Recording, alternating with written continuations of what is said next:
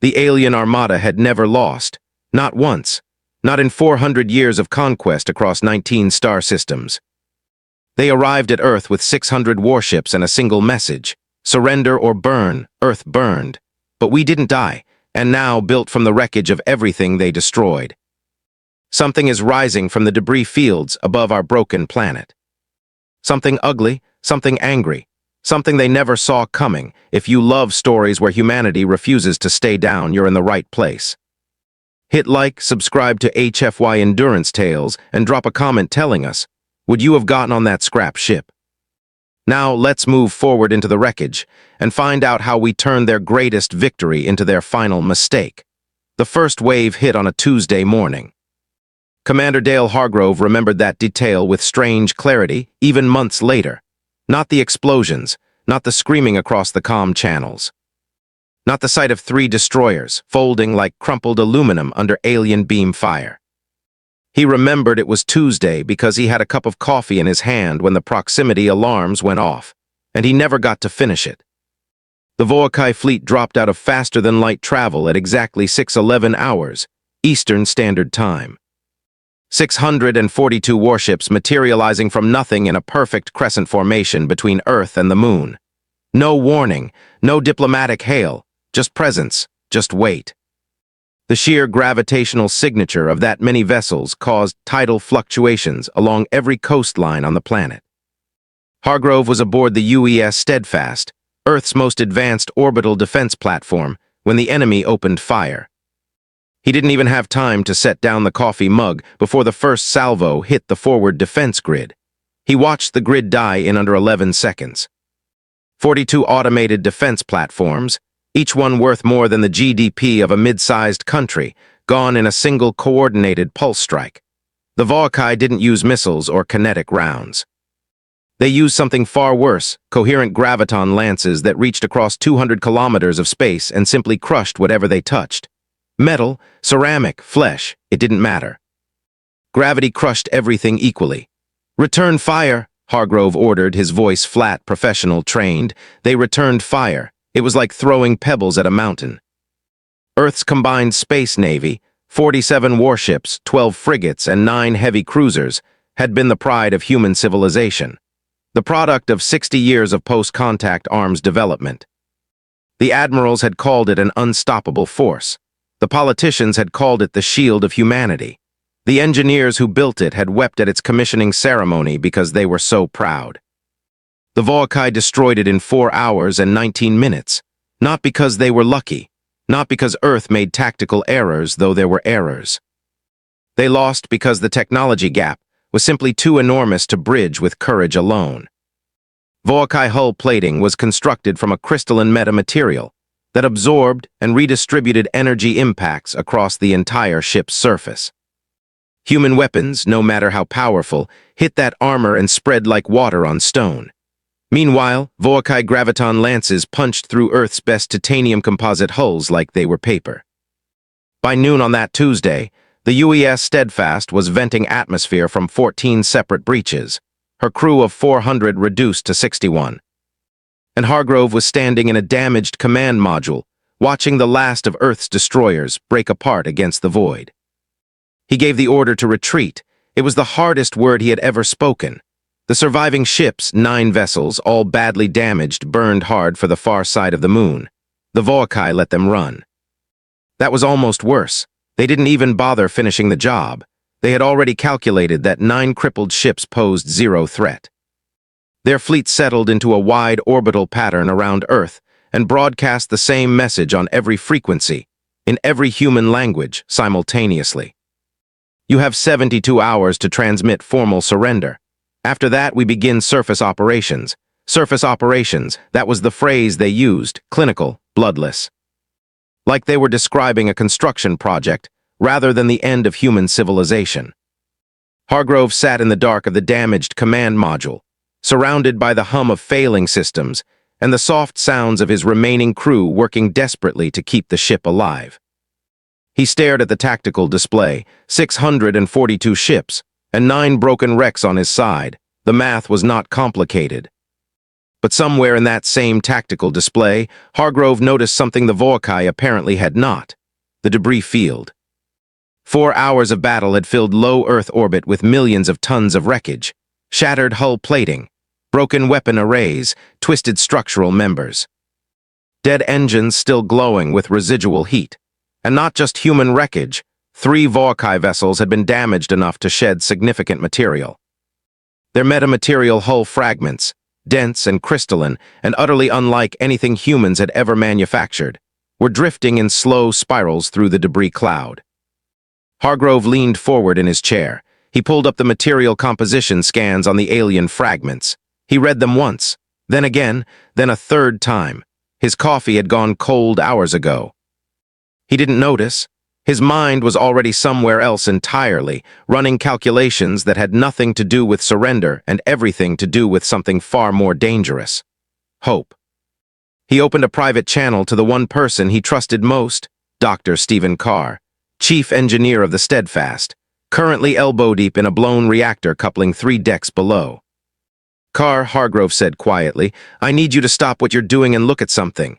Commander, I'm a little busy keeping us from dying." "I know, look anyway." A long pause. Then Carr's voice came back, slower, more careful. "Are you seeing what I'm seeing?" "Yeah," Hargrove said. "I think I am." "That's insane. Completely." Another pause. "When do we start?" Hargrove almost smiled for the first time since Tuesday morning. Almost. "We already did." And somewhere in the dark above a surrendering planet, amid the floating graveyard of everything humanity had built and lost, 2 men began quietly planning something the Vorkai had never once prepared for, because in 400 years of conquest, no species had ever been desperate enough, stubborn enough, and just plain crazy enough to try it.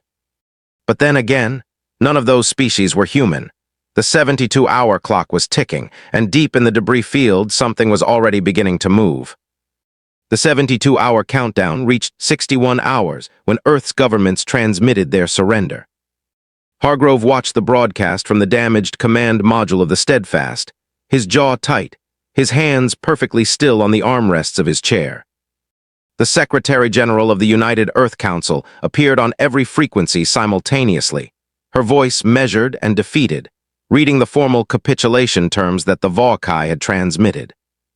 Full disarmament, immediate cessation of all military activity, transfer of all technological research databases, and complete cooperation with what the Vorkai diplomatically called planetary integration protocols. Nobody on the Steadfast said a word for a full 30 seconds after the broadcast ended. Then Petty Officer Marcus Webb, 23 years old and still bandaged from a coolant pipe rupture that had burned his left arm during the battle, looked up from his console and said quietly, "So that's it then?" "No," Hargrove said. "That's cover." He turned to face his remaining crew, 61 people, exhausted, hurting, running on recycled air and emergency rations in a ship that was held together more by stubbornness than engineering at this point. He looked at each of them in turn, long enough that every single person understood he was speaking directly to them. "The surrender buys us time," he said. "The Vorkai will spend weeks processing the political handover. They'll set up orbital administrative stations. They'll begin cataloging planetary resources. They are organized, methodical, and completely convinced that we are finished. That assumption is the only weapon we have left. And we are going to use it." He pulled up the debris field analysis on the main display. "Project Scavenger starts now." The plan, such as it was in those first raw hours, was almost laughably simple in concept and brutally complex in execution. The debris field surrounding Earth's orbital zone contained an estimated 4.7 million tons of wreckage. The majority was human: shattered hull sections, broken weapon platforms, dead engine blocks, structural spars twisted into abstract sculptures by graviton impacts. But scattered throughout that graveyard were approximately 300,000 tons of Vorkai material, and that Vorkai material was the key to everything. Dr. Stephen Carr had spent the first 6 hours after Hargrove's call running every scan available to the Steadfast's damaged sensor array. What he found was staggering. The crystalline metamaterial the Vorkai used for hull construction, the same material that had made their ships effectively immune to human weapons, had a property that the Vorkai had apparently never considered a vulnerability. When fractured under extreme stress, the metamaterial's internal lattice structure didn't collapse. It reorganized. The crystalline bonds reformed along new stress lines, actually becoming denser and more impact-resistant at the fracture points than the original material had been. In other words, the more you broke it, the stronger the broken pieces got. Carr had stared at that data for a long time before he called it what it was. "It's armor that improves when it's damaged," he told Hargrove, his voice carrying the particular quiet intensity of a man who had just seen something that rewrote his understanding of physics. "They built ships out of material that gets harder every time it takes a hit. That's why our weapons did nothing. We were literally strengthening their hulls every time we fired. And now those strengthened fragments are floating free in our debris field," Hargrove said. 300,000 tons of the hardest material in the known galaxy, Carr confirmed. "Just sitting there, waiting. Can we build with it?" Carr had hesitated. Not because he doubted the possibility, because he was already doing the engineering in his head, and the sheer scale of what he was imagining made him momentarily breathless. "Not with conventional welding," he said finally. "The metamaterial doesn't respond to heat fusion. But cold welding, mechanical interlocking under extreme compression, the lattice structure might actually self-bond if the fragments are shaped correctly and pressed together with enough force. It would be like building with puzzle pieces the size of buildings. Ugly as sin, but structurally," he paused. "Structurally, it might be the strongest thing ever assembled by human hands. How long? To build what I'm thinking," Carr almost laughed. It came out more like a man standing at the edge of something enormous and slightly terrified. 50 days. Maybe 45 if I have the right people and we work in zero-G shifts around the clock. "You have 40, Hargrove said. "The Vorkai will begin surface integration assessments by day 42. "We need to be ready before then," Carr nodded slowly. "Then I need a crew, engineers, fabricators, zero-G welding specialists. And pilots crazy enough to run retrieval runs through a live debris field, while a Vorkai administrative fleet watches from 200 kilometers away." "I know exactly where to find them," Hargrove said. What followed over the next 72 hours was the most dangerous recruitment operation in human history. Conducted entirely in the open because the Vorkai were watching everything, and the only way to avoid suspicion was to look like exactly what the surrender required. A broken military force standing down its operations and beginning the painful process of disarmament. The 9 surviving ships of Earth's fleet rendezvoused openly, broadcasting standard post-battle recovery protocols on all monitored frequencies. Personnel transfers were logged as medical evacuations and decommissioning crew rotations. Equipment manifests were falsified to show salvage operations collecting debris for atmospheric deorbit burns. Standard post-battle cleanup procedure that any spacefaring civilization would expect. What was actually happening was something else entirely. Hargrove was hand-selecting every person who came aboard, not by rank, not by record. By a single criteria that he explained to each recruit personally, in private, in a compartment swept for monitoring devices 3 times daily.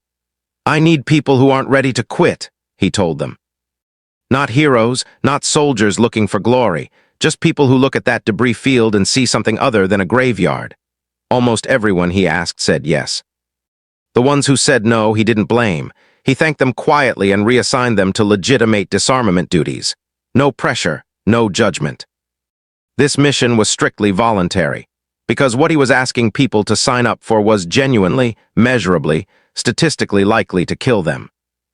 By hour 70, Project Scavenger had a crew of 219 people, crammed into the least damaged sections of 3 ships that officially no longer existed on any Vorkai-monitored registry.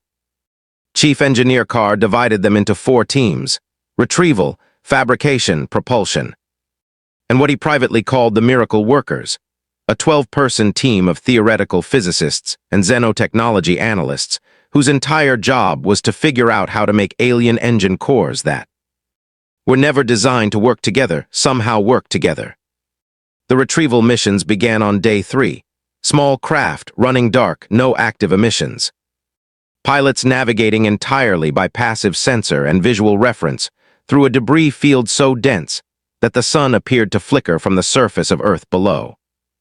They moved slowly, deliberately, collecting metamaterial fragments with magnetic grapples and carefully cataloged them by size, density, and lattice orientation before hauling them back to the growing construction zone on the far side of the steadfast.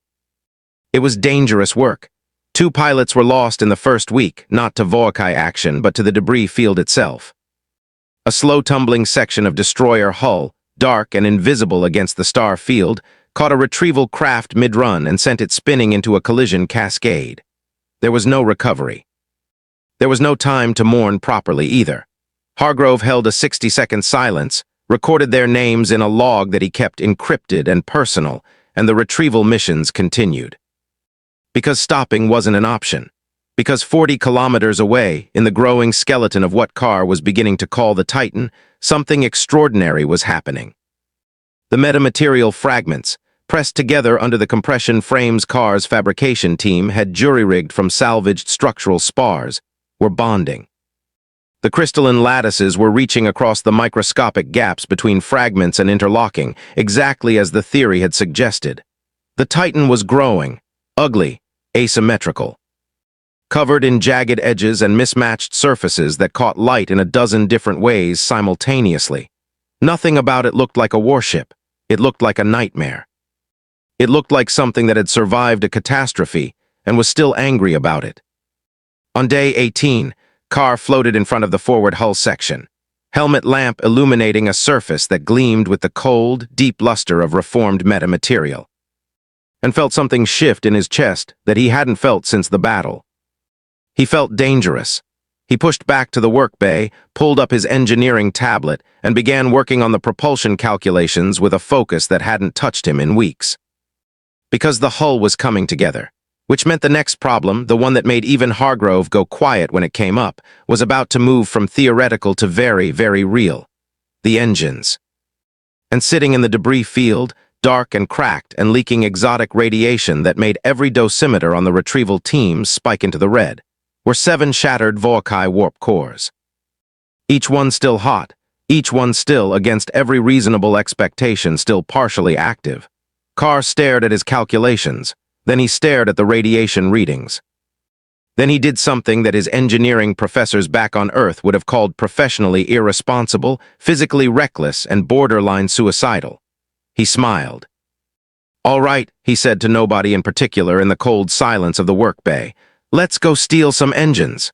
The clock read 22 days remaining. And the most dangerous phase of Project Scavenger was just beginning. Rising Action, Part 2, the first time they tried to move a Volkai warp core. It nearly killed everyone within 400 meters. Carr had spent 3 days studying the radiation signatures before he let anyone go near the cores directly. The data was simultaneously fascinating and terrifying. Volkai warp technology operated on a principle human physicists had theorized, but never achieved a controlled micro-singularity generation. Each core contained a contained gravitational anomaly, roughly the size of a basketball, held in electromagnetic suspension by a lattice of superconducting field emitters. The singularity didn't power the ship. It warped the space around it in precise, calculated pulses, effectively dragging the vessel forward through folded geometry rather than pushing it with thrust. It was elegant, it was brilliant. And in its current shattered state, with 3 of the 7 cores showing active field emitter damage, it was approximately as stable as a live grenade with a cracked casing. Carr assembled his retrieval team in the work bay on day 21 and laid it out plainly. "These cores are not safe," he said. "I want to be completely honest with you about that before anyone suits up. The field emitters on cores 3, 5, and 6 are compromised. If the electromagnetic suspension fails while we're moving one, the micro-singularity collapses. When it collapses, it releases a gravitational pulse roughly equivalent to a localized earthquake, except in every direction simultaneously, in open space, with no ground to absorb it." He paused. "Anyone within 200 meters becomes a collection of very small pieces." Silence in the work bay.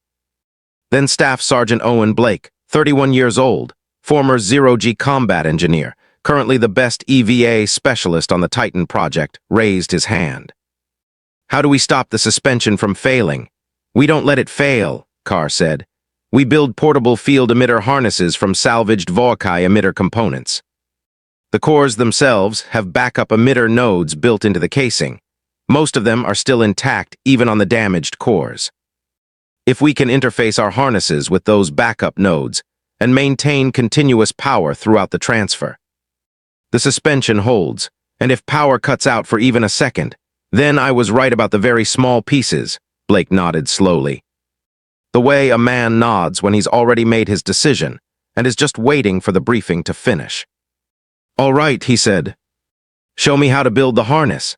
It took 4 days to fabricate 7 transfer harnesses from salvaged components, working in shifts that left every member of the fabrication team running on less than 4 hours of sleep.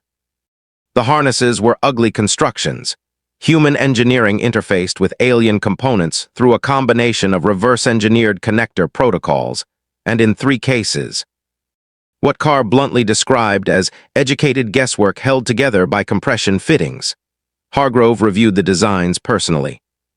"Educated guesswork," he repeated. "The guesswork is very educated," Carr said. "That's not as reassuring as you think it is." "No," Carr agreed. "It isn't. But it's what we have."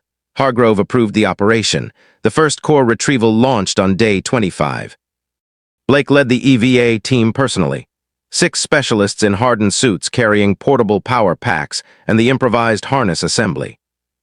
They moved through the debris field in single file, following a path Carr had plotted to minimize exposure to the larger tumbling fragments, navigating by passive sensor in complete radio silence. The Volkai administrative fleet was visible throughout, a line of sleek dark vessels holding station at 200 kilometers, their running lights steady and indifferent. From their position, the EVA team would register as routine debris management activity. Suited figures working a debris field after a battle were exactly what you'd expect to see. Hargrove had made sure the Steadfast filed the appropriate post-battle cleanup notifications with the Planetary Integration administrators 3 days earlier, establishing exactly that expectation. The core was a brutal sight up close. Core number 2, the one Carr had assessed as the most stable of the 7, had been torn from a Volkai cruiser during the battle, trailing 20 meters of shattered conduit and structural housing. It floated in slow rotation, roughly the size of a cargo container, its surface covered in the deep geometric engravings that seemed to characterize all Volkai engineering. At its center, visible through a breach in the casing, was the containment chamber, a sphere of interlocked field emitter rings surrounding an absence. A point of pure darkness that didn't reflect light so much as consume it. Blake had seen a lot of things in 15 years of zero-G engineering work. He had never seen anything that looked like compressed nothingness wrapped in alien geometry before. "Carr," he said over the private encrypted channel, keeping his voice professional. "You want to know what this looks like up close? Tell me. It looks like something that should not exist." "Yeah," Carr said from the Steadfast. "Welcome to Volkai physics. Get the harness on it." The interface process took 90 minutes. Blake's team worked in careful rotation. One specialist maintaining visual on the containment chamber at all times, while the others attached the harness clamps to the backup emitter nodes and ran the power connections. Every few minutes, one of the team would call out the containment stability reading, and every few minutes, Carr would confirm it from the sensor feed and either say, "Continue," or say nothing. He never said nothing.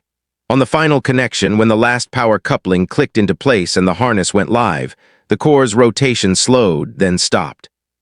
The field emitter rings inside the containment chamber pulsed once, a deep, low-frequency vibration that every member of the EVA team felt in their bones despite the vacuum, and then settled into a steady rhythm. The micro-singularity held. Blake let out a breath that he had apparently been holding for the better part of 20 minutes. "Harness is live," he reported. "Core is stable. Ready for transport." Back on the Steadfast, Hargrove heard the confirmation and allowed himself exactly 3 seconds of relief before moving straight back to the tactical picture. Because the core retrieval, as dangerous as it was only one of the problems pressing against the 40-day deadline simultaneously. The Volkai were getting more attentive. It had started small. An administrative query 3 days earlier, requesting updated crew manifests for the surviving Earth vessels. Standard integration protocol, the notification said. Hargrove had filed falsified manifests within the hour, logging the bulk of Project Scavenger's crew as decommissioned and planet-side. But the query itself was a warning sign. The Volkai were beginning to count heads, then came the inspection request, day 27. A formal notification from the Volkai Integration Directorate informing Commander Dale Hargrove that a compliance assessment vessel would conduct a proximity inspection of the remaining Earth fleet within 72 hours to verify disarmament progress. Hargrove read the notification twice, his expression giving nothing away. Then he called a meeting with his senior staff in the most shielded compartment of the Steadfast and laid out the problem with characteristic directness. We have 72 hours before a Volkai inspector gets close enough to detect active construction in the debris field, he said. The Titan is 40% complete. The retrieved cores are in the process of being integrated into the propulsion bay. None of this is invisible at close range. Chief of Deception Operations, a role Hargrove had invented specifically for this project and assigned to former intelligence analyst Lieutenant Craig. Foster spread a sensor map across the table. We use the debris field, Foster said immediately. The Titan is already visually chaotic. It's built from wreckage. It looks like wreckage. If we position it within the densest cluster of the debris field and shut down all active emissions during the inspection window, passive sensors will read it as a large debris aggregate. Nothing more. The cores, Carr said. 3 of them are still showing exotic radiation signatures. Any sensor sweep worth the name will flag those. Then we shield them, Foster said. We use the dense metamaterial sections we haven't integrated yet as radiation baffles. Stack them around the propulsion bay. The metamaterial absorbs and redistributes energy, including radiation signatures. It's the same reason their hull armor was invisible to our targeting systems. We turn that property against their sensors. The room went quiet for a moment as everyone followed that logic to its conclusion. We hide the ship using the ship's own armor, Hargrove said. Yes, sir. Another pause. Then Blake, who had been leaning against the wall with his arms crossed since the meeting started, spoke up. That's a good plan, he said. It's also going to require repositioning about 40,000 tons of metamaterial plating in 60 hours, while simultaneously continuing core integration and retrieval operations. He looked around. The table. So we'll need to not sleep, again. Sleep is scheduled for after we win, Hargrove said. Nobody argued with that. The next 60 hours were the most intense of the entire project. Every person on the scavenger crew worked in 6-hour rotations with 2-hour rest breaks, that most of them shortened voluntarily. The metamaterial baffles went up around the propulsion bay in sections, each piece positioned by EVA teams working in carefully choreographed shifts to avoid collisions and minimize active thruster use.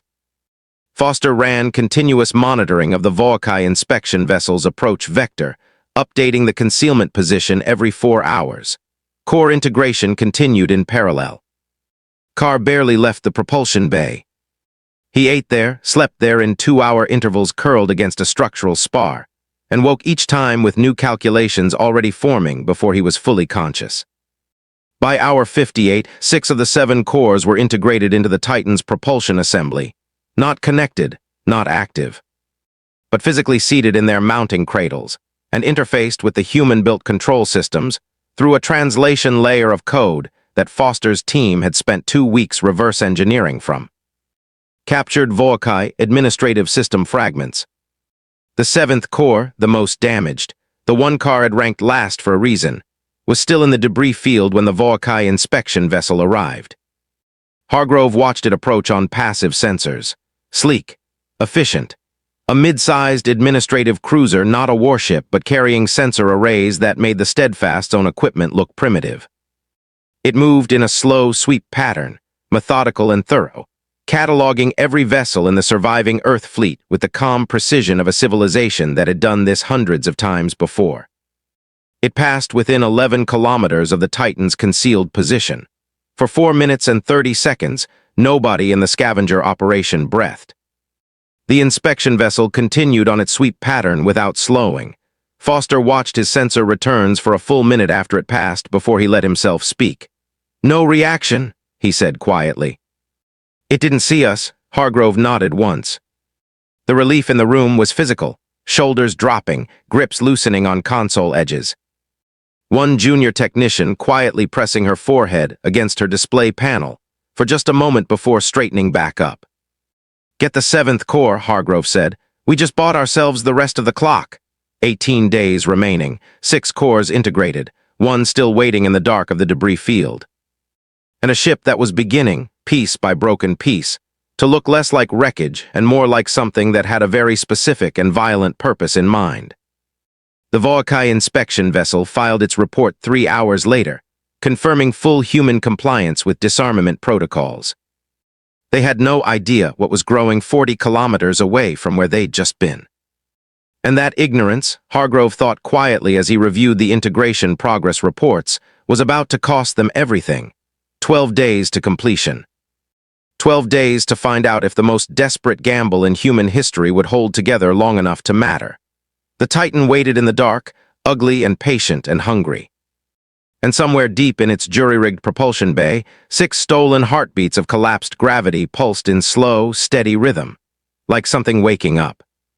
Climax Part 1. The Titan came alive on day 39, not with ceremony, not with speeches or countdown clocks, or any of the dramatic rituals that humanity typically attached to moments of historic significance. It came alive at 3:47 hours with a sound like the universe clearing its throat, a deep, resonant vibration that moved through every surface of the ship simultaneously, felt in the teeth and the chest, and the soles of the feet rather than heard through the ears. As all 7 warp cores synchronized for the first time, and the micro-singularities inside them aligned into a single coherent gravitational field. Every person on the Titan stopped what they were doing. In the propulsion bay, Carr was holding a diagnostic tablet. His hand went still. The readings on the tablet climbed past every scale he had built into the system, then past every theoretical maximum he had calculated, then kept climbing into territory that had no human reference point at all. He stared at the numbers for a long moment. "She's breathing," he said softly, to nobody, to himself, to the ship. On the command deck, a rough, asymmetrical space carved from the junction of 3 different salvaged hull sections and held together with structural bonding compound and a prayer. Hargrove felt the vibration move through his boots and up his spine and settle somewhere behind his sternum like a second heartbeat.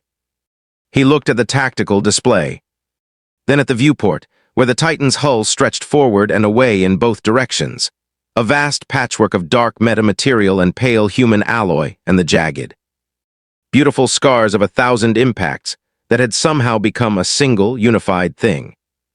"Status," he said. Lieutenant Craig Foster, now serving as acting tactical officer because the crew had long since stopped worrying about formal role assignments and started just doing whatever needed doing. Pulled up the full systems report. "All 7 cores are synchronized and holding," he said. "Power distribution across the hull is uneven. We have 3 dead zones in the port midsection where the translation layer isn't reading the field emitter grid properly. Carr's team is on it. Main and secondary weapon systems are online." He paused. "And Commander, the hull integrity readings are—" He stopped again. "Foster, they're off the charts, sir." The metamaterial bonding accelerated during core synchronization. The gravitational field from the cores is actually compressing the lattice structure throughout the hull. The Titan is harder right now than it was an hour ago, and it's still getting harder. Hargrove absorbed that. The HFY had built ships from material that strengthened under damage. He had built a ship from the wreckage of those ships, powered by their own stolen gravity engines. And the act of turning those engines on had made the entire vessel more structurally sound than anything his engineers had calculated. The enemy's own technology was protecting his ship, He let that sit for exactly as long as he could afford to, which was about 4 seconds. Navigation, he said. How long to reach the Vorkai command formation at full power? Ensign Tommy Reeves, 19 years old. The youngest member of the scavenger crew and the best natural zero-G pilot Hargrove had ever seen, looked up from his console with an expression that was equal parts terrified and exhilarated. 11 minutes at maximum thrust, sir. But maximum thrust on 7 jury-rigged alien cores through a control system we reverse-engineered from administrative software means it might tear itself apart, Hargrove said. Yes, sir.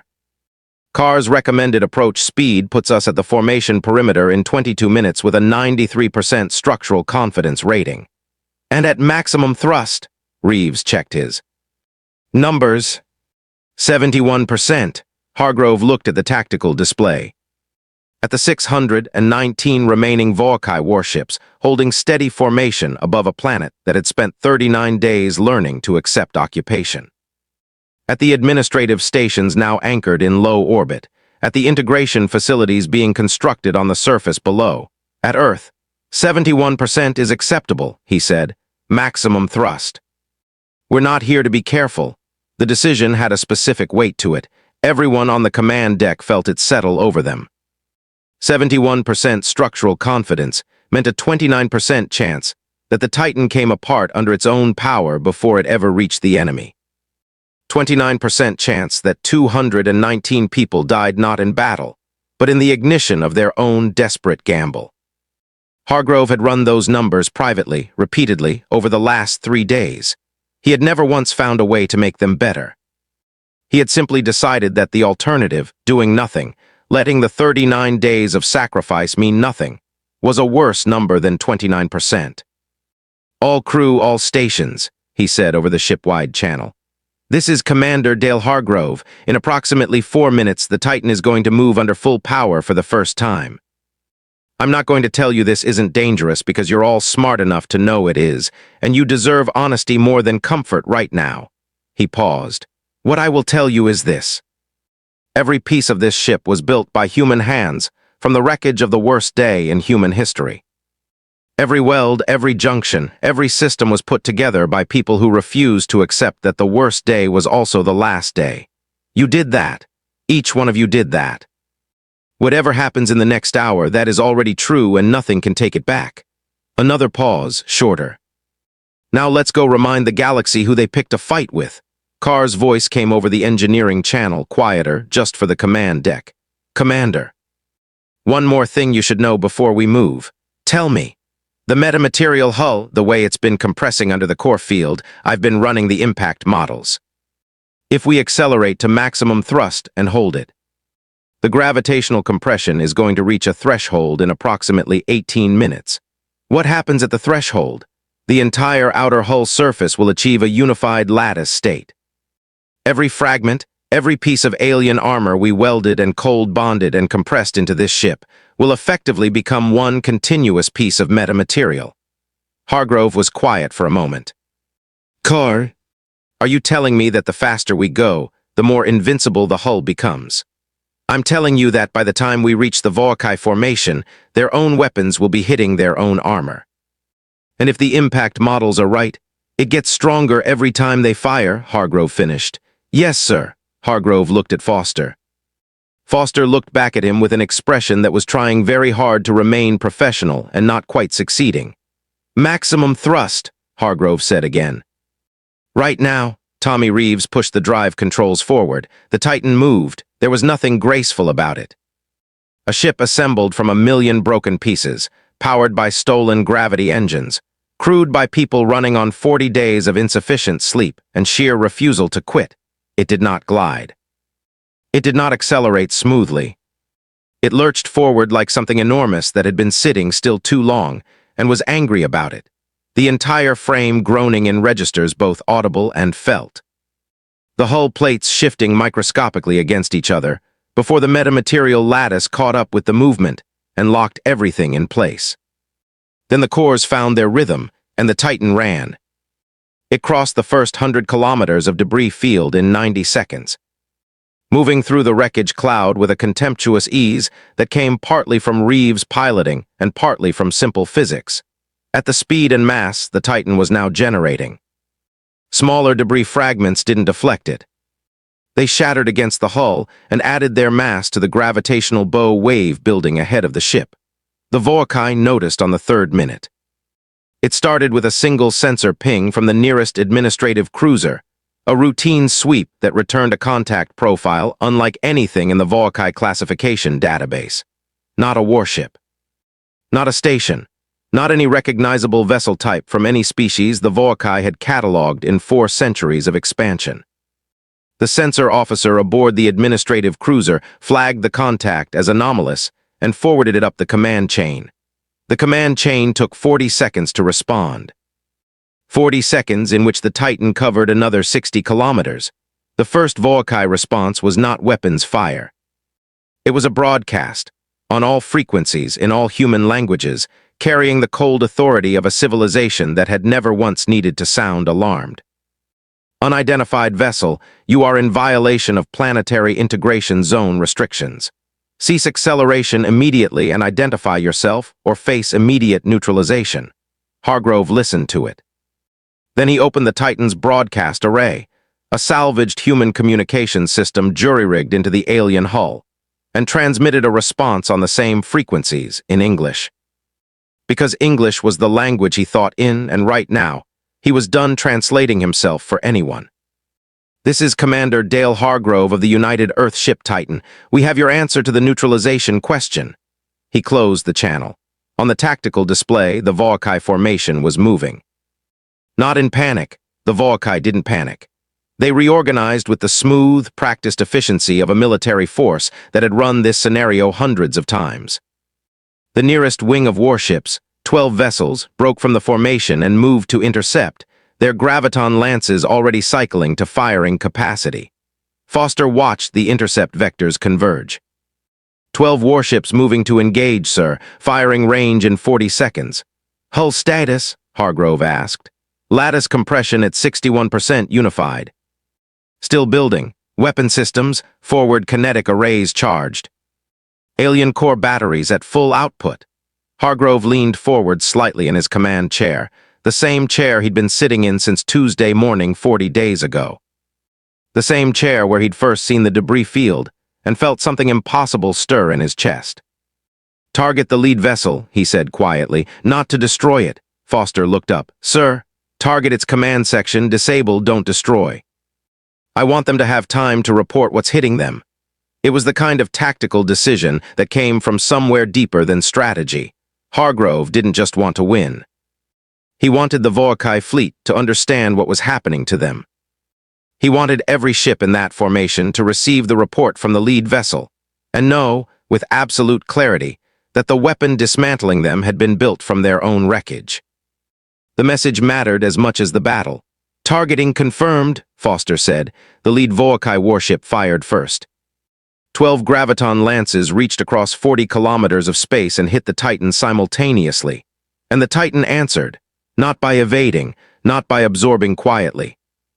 By doing exactly what the physics of compressed metamaterial demanded, taking every joule of gravitational energy in those 12 beams, distributing it across the hull lattice in microseconds, and converting it into additional compressive force that drove the lattice unification from 61% to 78% in a single, staggering instant.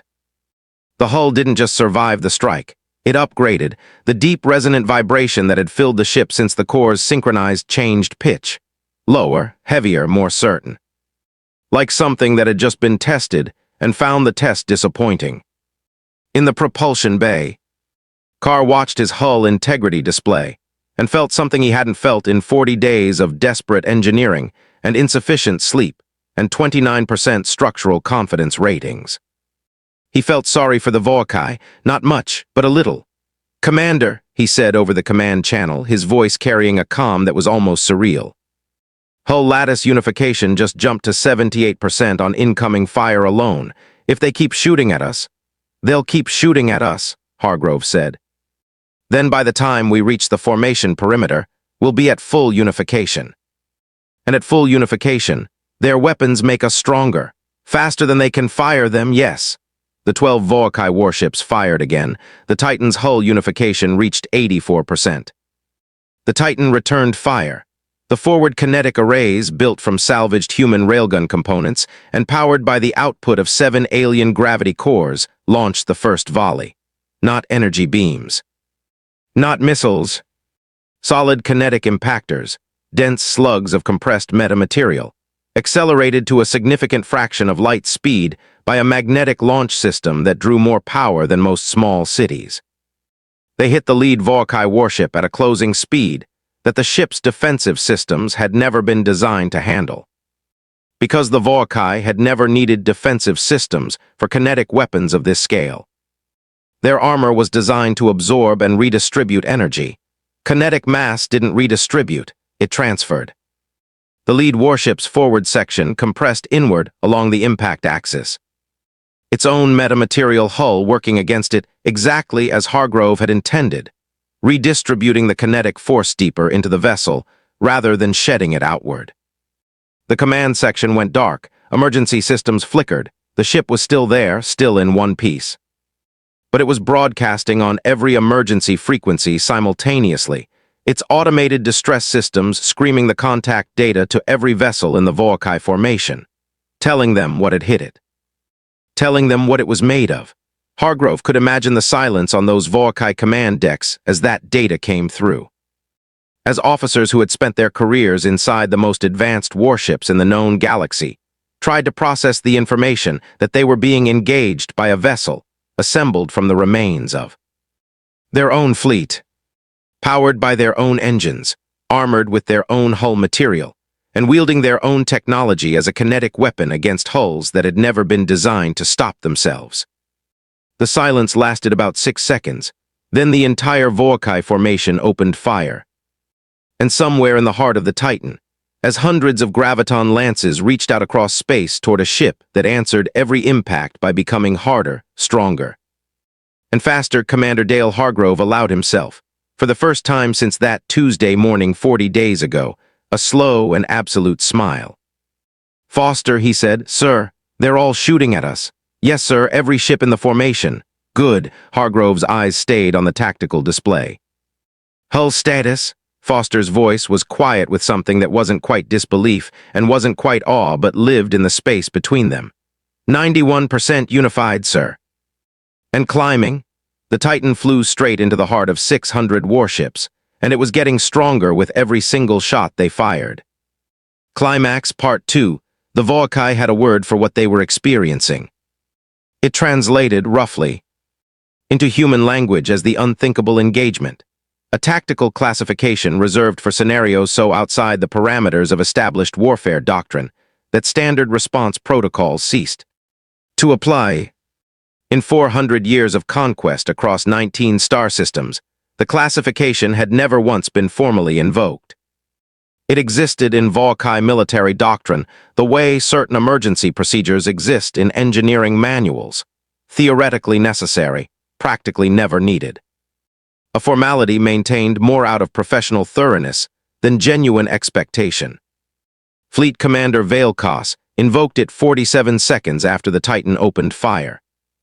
He stood on the command bridge of the flagship Eternal Certainty, a vessel 3 kilometers long, crewed by 4,000. And never once scratched in combat, and watched his tactical display with an expression his subordinates had never seen on his face before. Not fear, the Volkai didn't experience fear in the human sense, something more precise than fear.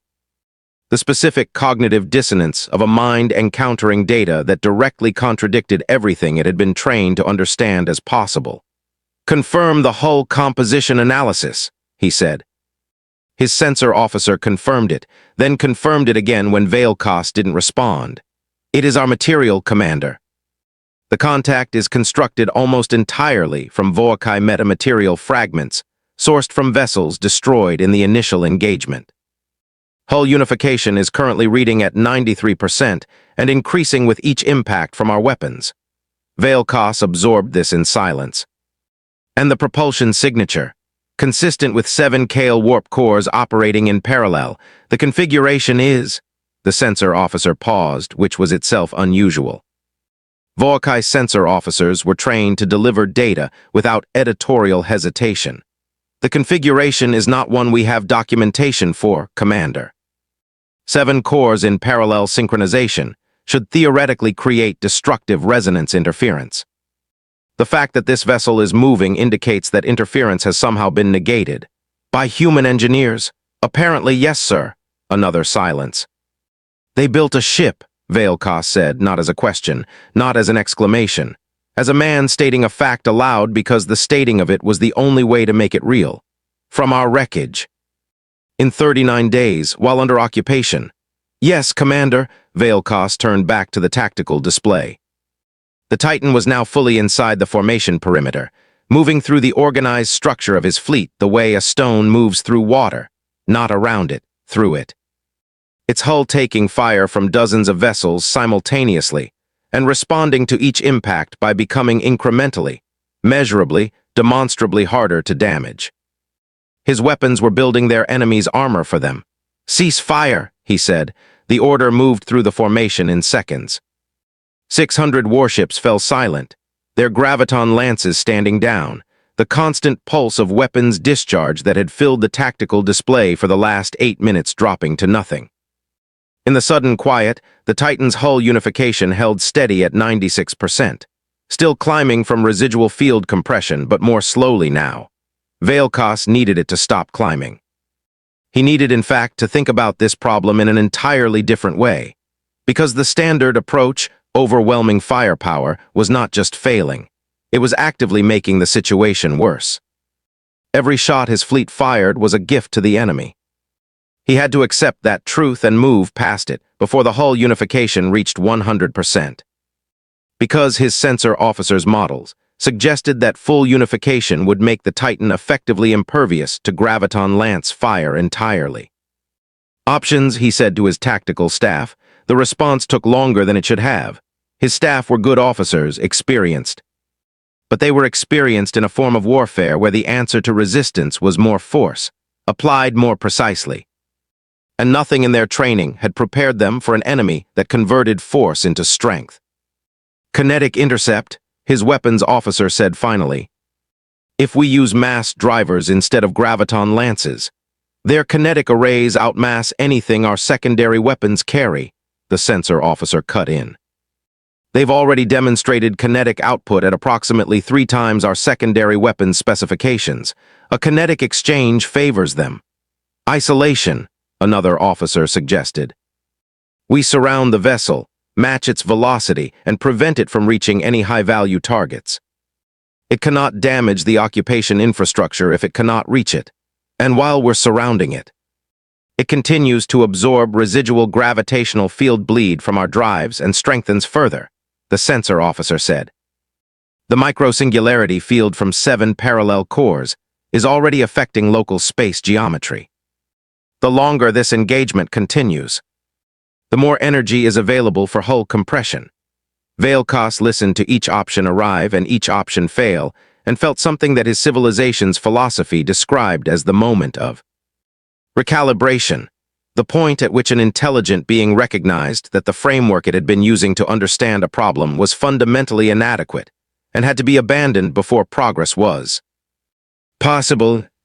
He had conquered 19 star systems. He had never once had to recalibrate. It was, he discovered, an unpleasant experience. Meanwhile, inside the Titan, the 8 minutes of sustained fire from 600 warships had done something that none of Carr's original models had fully predicted. The hull wasn't just unified. It was resonating. The 7 warp cores, drawing on the enormous energy that had been poured into the hull lattice by the Volkai's own weapons, had synchronized so deeply that the micro-singularities inside them were no longer 7 separate gravitational anomalies. They were functioning as a single distributed field, a coherent gravitational lens wrapped around the entire vessel. Carr stared at his readings and felt the precise, specific terror of an engineer watching his own calculations be exceeded by reality. "Commander," he said over the command channel, keeping his voice very controlled, "we have a situation that isn't a problem but needs to be understood immediately." "Tell me," Hargrove said. The hull resonance from the core synchronization. It's creating a gravitational lens effect around the entire ship. Everything within approximately 2 kilometers of our hull is experiencing mild gravitational distortion. At current trajectory and speed, anything we pass through is going to experience that distortion. A pause. Define anything, Hargrove said. Volkai warships, sir. If we pass within 2 kilometers of an enemy vessel, our gravitational field is going to interact with their hull structure. Their metamaterial armor will respond to the gravitational gradient the same way all metamaterial responds to gravitational force. It will compress. Another pause, longer. Car. Are you telling me that if we fly through their formation, we damage their ships just by existing near them? Their own armor compresses inward under our gravitational wake. Yes, sir. I want to be clear that this wasn't in the design specifications. No, Hargrove agreed. It wasn't. He looked at Reeves. Tommy, take us through the formation. Thread the needle between their command cluster and the orbital stations. 2 kilometers clearance on each side. Reeves looked at the tactical display. The Volkai formation was dense. Threading a ship the size of the Titan through it at speed, maintaining 2-kilometer clearance, was a navigation problem that would have been demanding under ideal conditions. In a live combat zone, in a jury-rigged alien vessel with non-standard response characteristics, it was the kind of problem that separated pilots from extraordinary pilots. Reeves cracked his knuckles. Yes, sir, he said. Hang on, the Titan banked. For a vessel its size, assembled from 1 million broken pieces, irregular in shape, asymmetrical in mass distribution, it moved with an authority that had nothing to do with grace and everything to do with power. The 7 cores adjusted their output differentially, creating a directed gravitational gradient that swung the enormous hull through a banking turn that pressed every person aboard into their restraints and made the structural members groan in a register that felt uncomfortably close to protest. Then the turn completed, and the Titan was aimed directly at the heart of the Volkai command cluster, and it accelerated. The first warship they passed was a heavy cruiser, holding station at the formation's inner perimeter. As the Titan swept past at 2 kilometers distance, the gravitational wake hit the cruiser's hull, and the metamaterial armor responded exactly as Carr had described. A rippling compression wave moved across the cruiser's surface, visible to the naked eye as a slow, inexorable inward deformation of hull plating that had never once deformed under weapons fire. The cruiser's hull integrity alarms triggered simultaneously across every structural monitoring system aboard. The second warship was closer.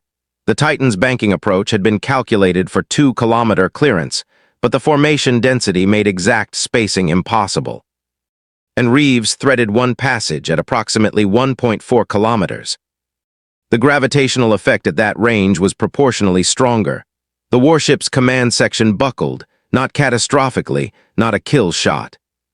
But the command bridge lost pressure, automated safety systems sealed it off, and the vessel dropped out of formation as its crew fought to maintain basic systems.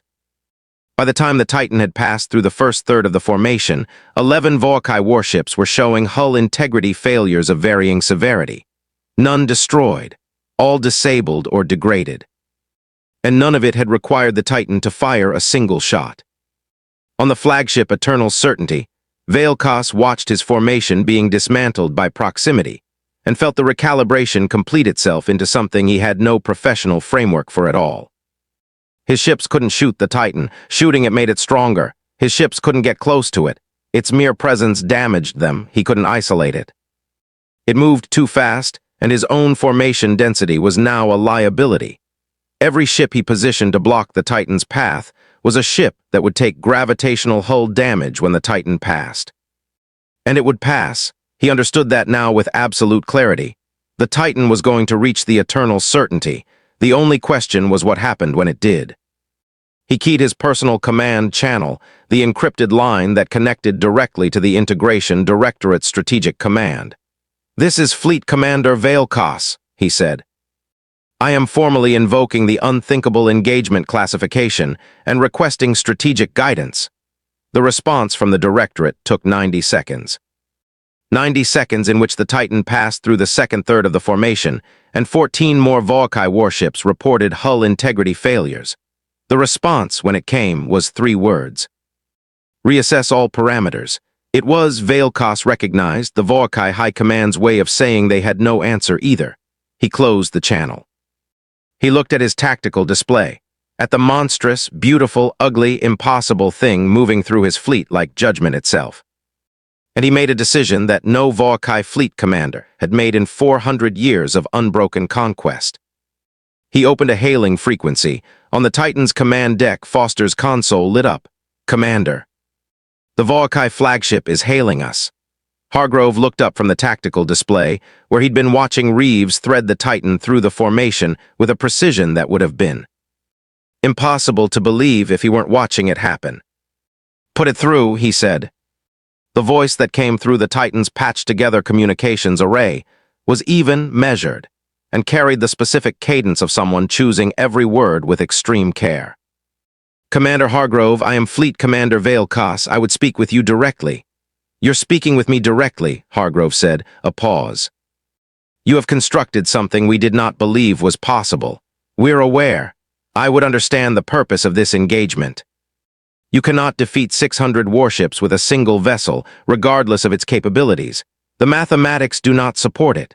Hargrove leaned back slightly in his chair. Through the viewport, the eternal certainty was visible now.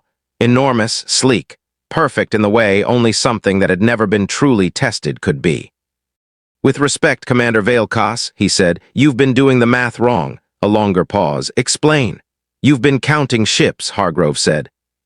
We've been counting something else. He nodded to Foster, who triggered the Titan's full sensor broadcast, pushing the complete hull composition analysis, core configuration data, construction timeline, and engagement metrics onto every Volkai frequency simultaneously. Every ship in the formation received it. Every crew member, every officer, every commander watching from their posts saw the complete picture of what humanity had built, how quickly they had built it, and what it had done to 600 warships in 11 minutes without once being meaningfully damaged. We've been counting what it costs you to fight us, Hargrove said. Every shot you fire at us makes us stronger. Every ship that gets near us takes damage from our wake. You've spent 11 minutes turning your own technology against yourselves, and you haven't scratched our hull. That's not a battle, Commander Veilkos. That's a demonstration. The silence on the Volkai channel stretched for a long time. When Veilkos spoke again, something in his cadence had shifted. Barely. But Hargrove had spent enough years reading people across high-pressure negotiations to catch it. What is it a demonstration of? Veilkos asked. Hargrove looked out at the formation.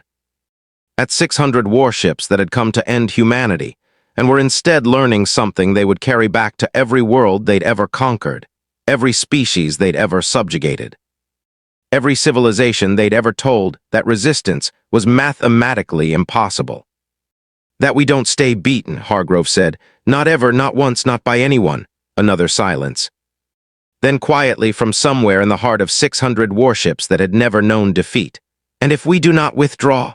Hargrove's eyes moved to Reeves, who was already reading the targeting solution on his console. The Titan's bow pointed directly at the eternal certainty at a range of less than 8 kilometers and closing.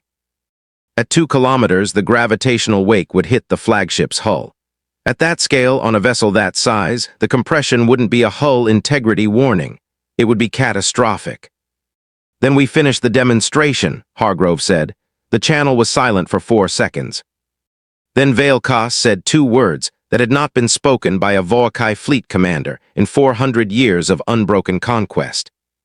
2 words that would be transmitted across every frequency in the formation simultaneously. 2 words that would reach the Integration Directorate's strategic command and travel outward from there to every world the Volkai had ever taken. Every species that had ever been told that surrender was the only mathematics that made sense. 2 words that would change everything. The channel crackled, and the galaxy held its breath. The 2 words were, we withdraw. They moved through the Volkai formation like a current through still water, quiet, invisible, and changing everything it touched. One by one, The 600 warships that had arrived above Earth with the absolute certainty of conquerors began the precise, coordinated sequence of disengagement. Weapon systems powered down. Formation structure dissolved from the tight combat configuration into the looser geometry of vessels preparing for faster-than-light transit. The administrative cruisers anchored in low orbit began the slow process of detaching from the integration stations they had spent 39 days constructing. It took 4 hours. Hargrove watched every minute of it from the Titan's command deck, standing rather than sitting, because sitting felt wrong for this. His crew stood with him. Those who weren't at critical stations drifted to whatever viewport or display gave them the best view, and nobody said much. Because there wasn't much to say that the moment wasn't already saying for itself. The last Vorkai vessel to leave was the Eternal Certainty. It held position longest, as if Veilkas needed the extra time to complete the recalibration that the engagement had forced upon him. Then its drives lit vast.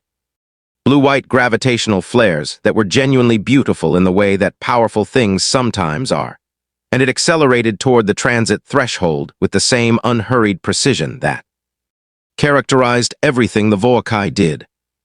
At the threshold it paused. Veilkas opened the channel one final time. "Commander Hargrove, Commander Veilkas," a pause that felt considered, deliberate. The pause of a man choosing his last words on a subject with the same care he'd chosen all the others. "The Directorate will want to understand what happened here," Veilkas said. "They will analyze the engagement data. They will study the construction methodology. They will attempt to develop countermeasures." "I know," Hargrove said. "I tell you this not as a threat. As a professional courtesy. I understand the distinction." Another pause. "Your vessel," Veilkas said. "It has no designation in our recognition database." "What do you call it?" Hargrove looked at the hull visible through the viewport. The jagged, asymmetrical, magnificent wreck of a ship that 219 people had built from nothing but broken pieces and refusal. The scars of 1,000 impacts that had become armor. The stolen hearts of 7 enemy engines beating in its chest. The ugliest, most beautiful thing he had ever seen. "Titan," he said, a long pause. "An apt name," Veilkas said. "For what it is worth, Commander, your species is not what we assessed you to be." "No," Hargrove said, "we're not." The Eternal Certainty crossed the transit threshold and was gone. The stars above Earth were empty for the first time in 39 days. The silence that followed was not quiet. It started on the surface. Someone, somewhere, picked up the sensor feeds showing the Vorkai fleet departing. And within minutes, it had spread across every communications network still functioning on the planet below. Cities that had spent 39 days under occupation protocols, populations that had been told in calm. Translated broadcasts that their civilization was being integrated into a larger galactic order. People who had woken up every morning for 5.5 weeks with the weight of alien warships visible as moving points of light in their night sky. All of them, simultaneously. Understood that something had changed. The sound that came up from Earth was not a cheer exactly. It was something older than a cheer, something that started in the chest rather than the throat. A release of pressure that had been building for 39 days, finally finding a way out. Hargrove heard it through the Titan's external sensor array, a faint, ghost-like signal in the lower electromagnetic frequencies. The combined electromagnetic signature of billions of people reacting to the same moment at the same time. He didn't tell his crew what it was. They figured it out on their own, and for a few minutes, the command deck of the most unlikely warship ever built was occupied by people who were not trying very hard to maintain military composure. And Hargrove decided that was perfectly acceptable. He found a quiet corner of the command deck, away from the celebrations, and opened his personal log, the encrypted one, the one where he'd recorded the names of every person the project had lost. He read the names aloud, all of them, quietly to himself, to the ship, to the debris field still surrounding them where those people had done their last work. It took about 2 minutes. Then he closed the log, sat with it for another minute, and stood back up. There was work to do. The weeks that followed were in many ways harder than the 39 days of construction. The Vorkai withdrawal had not repaired the damage from the initial assault. Earth's traditional space navy was gone, 47 warships reduced to 9 crippled survivors, most of which were beyond economical repair. The orbital defense grid had been rebuilt from scratch. Surface infrastructure in dozens of cities had been disrupted by occupation protocols. The global economy had spent 39 days running on emergency footing. And the Titan, for all its impossible capabilities, was still fundamentally a ship assembled under crisis conditions from salvaged materials by a crew working without sleep on a 40-day deadline. Its systems needed sustained engineering attention. Its hull, while structurally extraordinary, had components that required assessment, and in some cases replacement now that the immediate pressure was off. The propulsion system, 7 alien cores running through human-built translation software, needed months of careful calibration before it could be operated reliably at anything above 60%. Output. Carr barely noticed the transition from crisis mode to sustained engineering mode, because for him the work itself was the constant, and the context around it was just detail. He moved from the urgent fabrication of the engagement period into a methodical, systematic post-engagement assessment that he described to Hargrove as finding out what we actually built now that we have time to look. What they had actually built, it turned out, was considerably more significant than even the engagement data had suggested. The unified metamaterial hull, after the intense gravitational compression of the battle, had achieved a lattice density that Carr's most optimistic pre-construction models hadn't projected as achievable.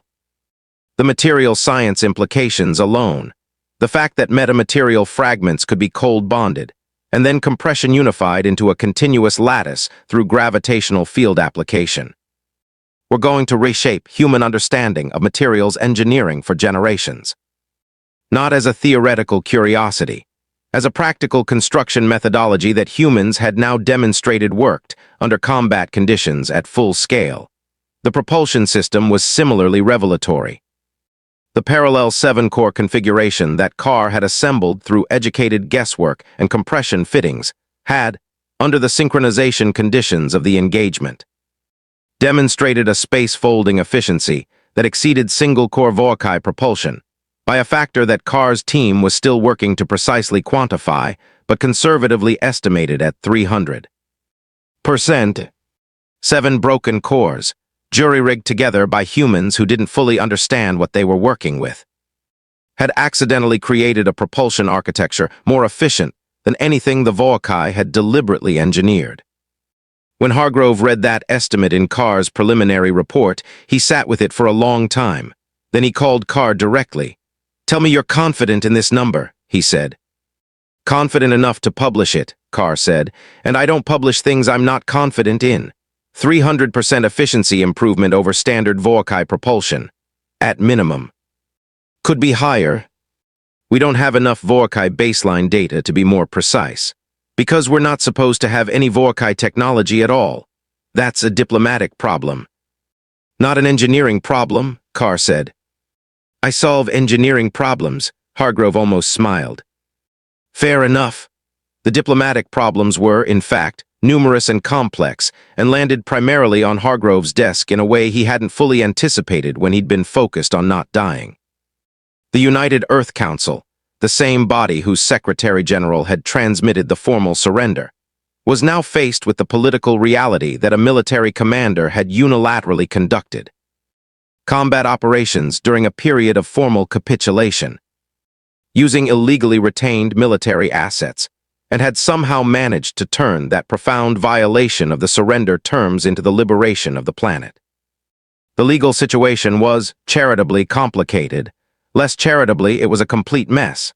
3 separate council committees launched investigations.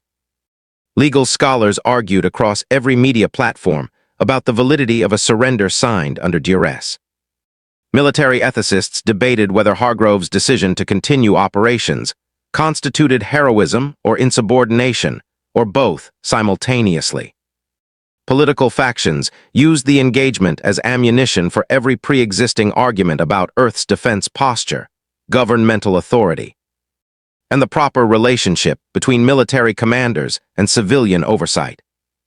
Hargrove attended every hearing, answered every question directly and without evasion, and made no attempt to defend himself beyond stating the facts of the situation, as he had understood them at each decision point. At the final hearing, the council chair asked him the question that all the other questions had been building toward. Commander Hargrove, in your assessment at the time you initiated Project Scavenger, what did you believe the probability of success to be? Hargrove considered the question honestly. Low, he said. Can you quantify that? Our structural confidence at maximum thrust was 71%. That means roughly a 1 in 3 chance the ship came apart before it reached the formation. And the engagement itself, the tactical outcome? Unknown, Hargrove said. We had never tested the hull unification thesis under actual combat conditions. We had never operated the propulsion system above 20% output. We were extrapolating from theory and limited data. So you launched an operation with unknown probability of tactical success, using a vessel with a 29% chance of structural failure. During a period of formal planetary surrender, the chair looked at him steadily. Why? Hargrove took a breath. Because the alternative, he said, was certain. The hearing room was quiet. If we didn't try, Hargrove continued, the outcome was guaranteed. If we tried and failed, the outcome was the same. The only scenario where the outcome was different was the one where we tried and it worked. So the question was never really about probability. It was about whether we were the kind of people who tried.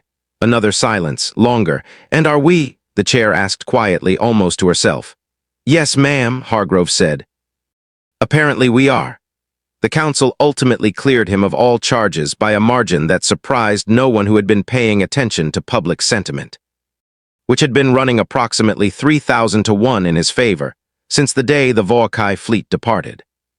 6 months after the engagement, the Titan was officially commissioned into the newly restructured Earth Defense Force as its flagship and only vessel, because rebuilding the traditional fleet was going to take years.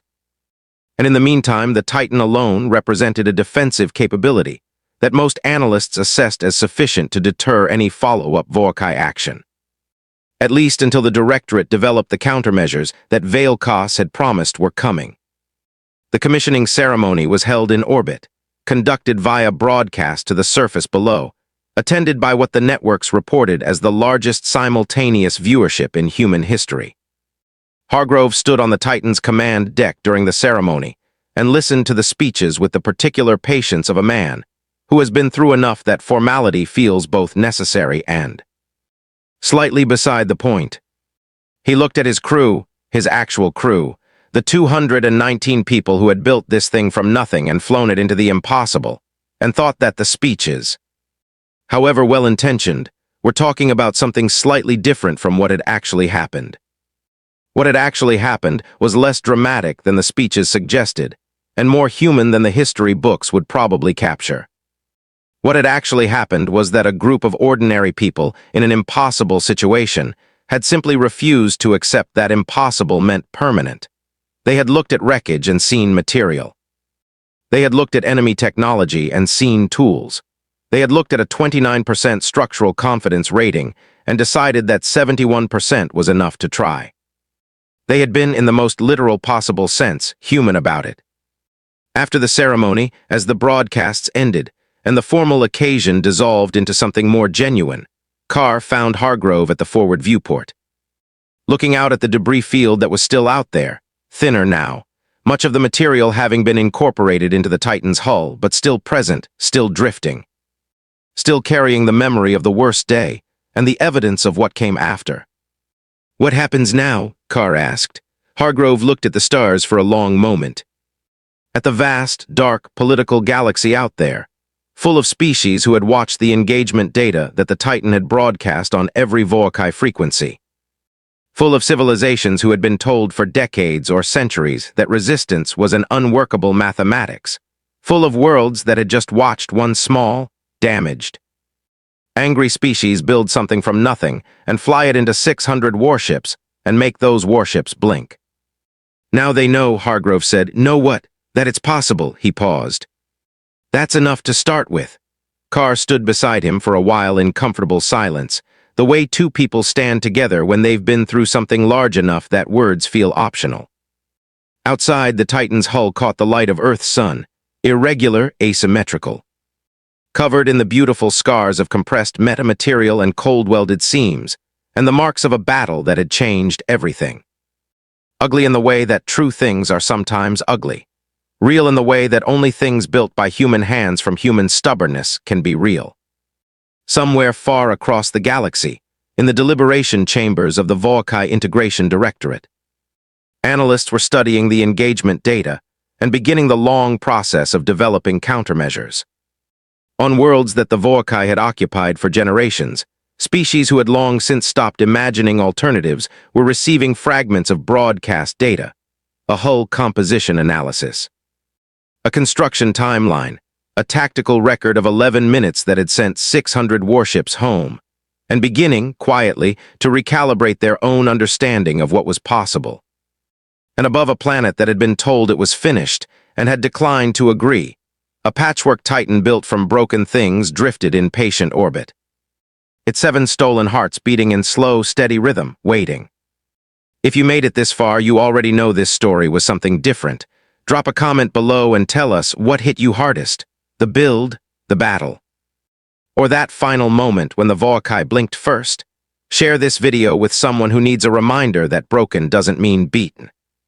And if you haven't yet, hit that subscribe button and join us at HFY Endurance Tales, because this is just the beginning of the stories we have to tell. The Titan waits, so do we.